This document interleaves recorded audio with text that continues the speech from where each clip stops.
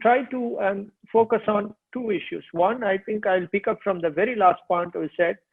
How do you look at the Indian corporate houses? I'm looking at the Indian means the so-called, indigenous Indian corporate houses, named to Reliance, Tata, or, whatever you can say.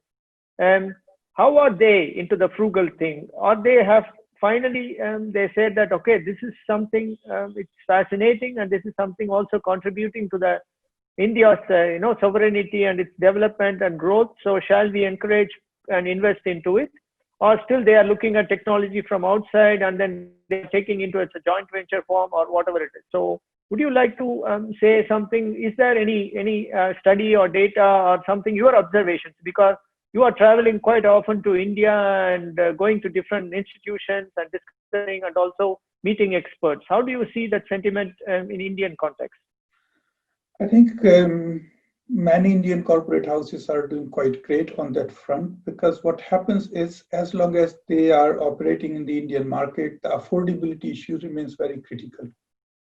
So since affordability is very critical for succeeding in the Indian market, they remain focused on creating solutions which we can call affordable.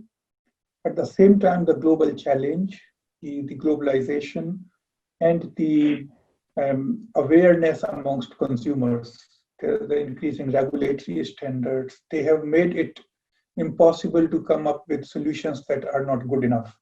So there is a lot of pressure, a lot of incentive to create affordable solutions, affordable, excellent solutions.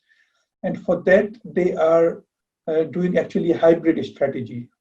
Many of the corporate houses, they go on acquiring knowledge from around the world, either through joint ventures or through their own wholly owned subsidiaries in the Western world or somewhere else, but also through their own research and development efforts. So this is, I think, many of them, especially the names that you mentioned, I think most of them are on a very, very good track.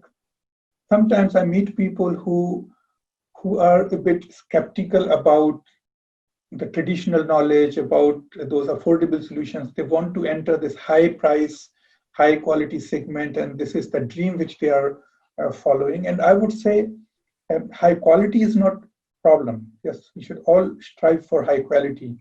The question is always about being appropriate and not trying to copy someone else's success, because many times what happens when you are trying, you are a laggard, you are trying to copy someone.